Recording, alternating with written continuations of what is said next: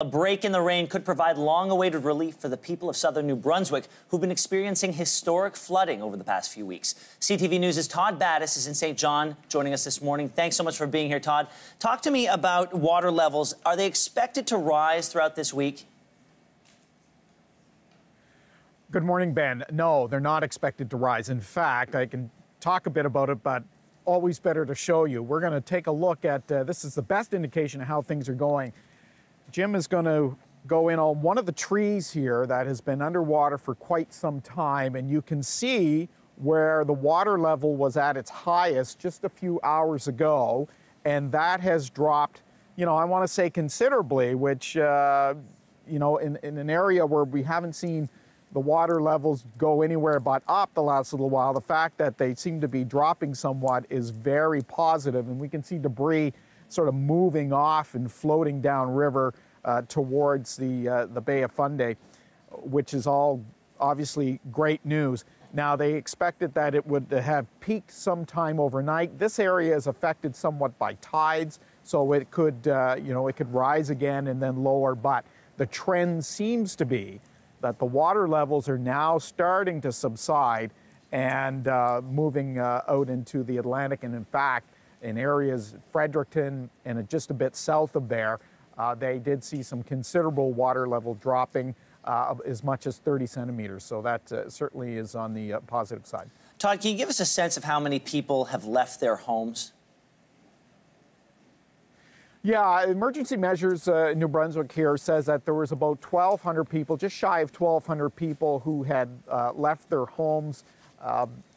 But there was probably double that again when you consider those people who had decided to voluntarily leave and go stay with friends and go stay with family. So it was about 1,170 or so who had to be moved out of their homes. You're probably pushing about 3,000 in total. So, even though I talk about the water levels going down and they think that they may be past peak now, it's going to be quite some time for a number of homeowners before they can get back into their places because, as quick as the water came up, it's going to move out a lot slower. So it's a very frustrating time for a lot of those people who are still going to have to wait, even though they hear reports of water that may be starting to move out now. They may not be able to get in for a while, and what a mess they're going to find once they get in, Ben. Well, a mess indeed, Todd. We're hearing that this isn't just water from the rivers. This is heavily contaminated water with sewage. Officials have expressed real concern over this. What are they advising residents to do? Well, that's the thing. Everybody's eager to get back into their homes, and people have been wanting to salvage what they can from their properties. But just think of everything that it's in your garage and in your basement. We're not talking about large scale necessarily pollutants, but all those things that may be floating in a garage, paint that you might have, thinners, different oils, engine oils, different, machines and products that may be in homes. All that has now been added to the water.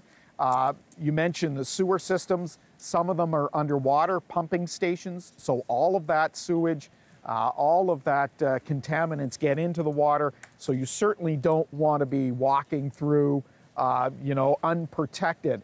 So, fire departments, health authorities, emergency measures, they all say the same thing. Don't go back into homes yet.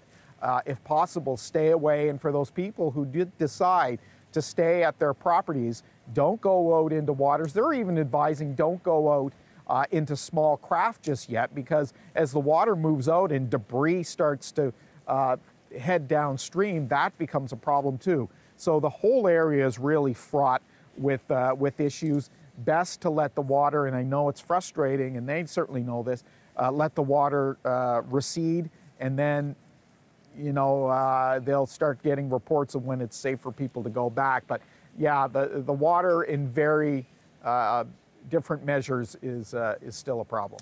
Todd Battis from New Brunswick, thanks so much for your perspective this morning.